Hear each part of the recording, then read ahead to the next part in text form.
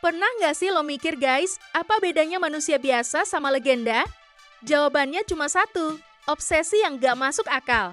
Hari ini kita bakal bedah kisah hidup satu nama yang bikin seluruh sirkuit MotoGP gemetar. Dari anak kecil di kota kecil Spanyol sampai jadi penguasa aspal dunia.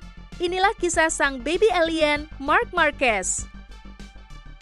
Dan perjalanan itu nggak pernah mulus guys. Ini bukan sekadar cerita menang atau kalah. Ini tentang rasa sakit, kebangkitan, dan mentalitas baja yang bikin orang gila hormat. Welcome to the show. Kita mulai dari titik nolnya. Cerita ini dimulai dari Cervera, sebuah kota kecil di Spanyol guys. Jauh dari kemewahan kota besar. Disinilah Marc kecil tumbuh dengan satu benda yang mengubah hidupnya selamanya. Motor trail tua hasil modifikasi sang ayah, Julia Marquez. Tapi lo harus tahu, perjuangannya berat banget guys. Keluarga mereka bukan orang kaya raya. Ayahnya harus banting tulang kerja serabutan cuma buat beli ban bekas dan bensin motor latihan Marc. Tapi disinilah mental juara itu dibentuk. Saat anak-anak seumurannya sibuk main-mainan biasa, Marc kecil udah terbiasa jatuh di atas tanah liat, bangkit lagi, dan narik gas lebih kencang. Dan lo tahu apa yang paling gokil guys? Semangat itu didukung penuh sama keluarganya. Kakak beradik ini, Marc dan adiknya Alex, udah dicekokin mental kompetitif dari kecil. Mereka nggak sekadar hobi, tapi obses.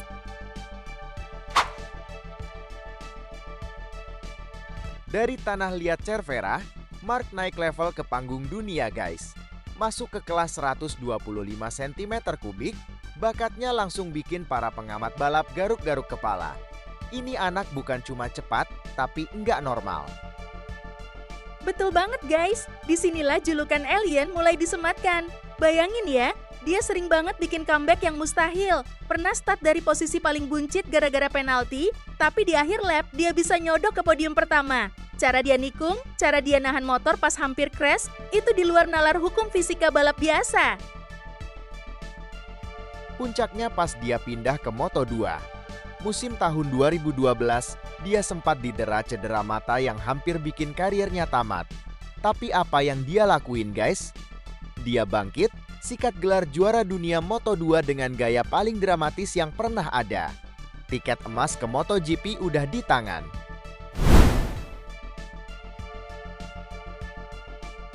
Dan ledakan sesungguhnya terjadi tahun 2013 guys. Debut di kelas Premier MotoGP langsung bareng tim pabrikan Repsol Honda. Pertanyaannya, apakah dia grogi? Oh hell no! Dia langsung ngamuk di musim pertamanya. Pecahin rekor sebagai juara dunia termuda di kelas Premier.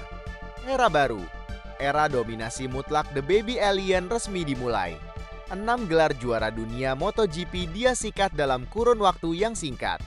Sirkuit kayak Sachsenring, itu udah kayak halaman rumah dia sendiri. Nggak ada yang bisa ngalahin.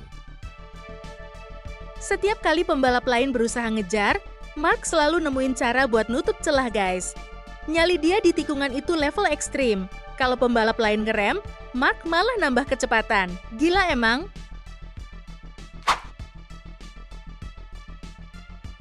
Tapi, kejayaan punya harga yang mahal guys. Tahun 2020 jadi titik balik paling brutal dalam hidupnya. Insiden horor di Jerez bikin lengan kanannya patah parah.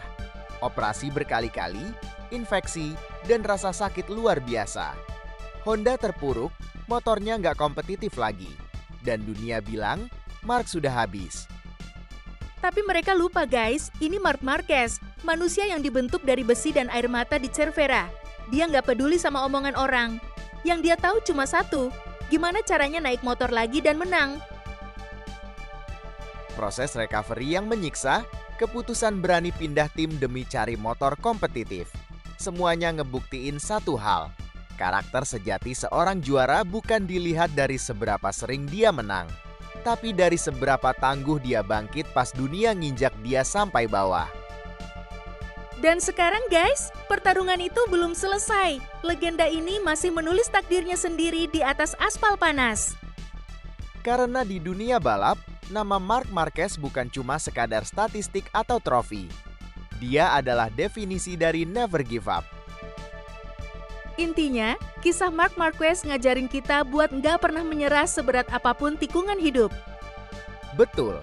Kalau suka, langsung tekan like, bagikan ke grup WhatsApp, dan subscribe channel Pojok Podcast biar nggak ketinggalan cerita inspiratif berikutnya.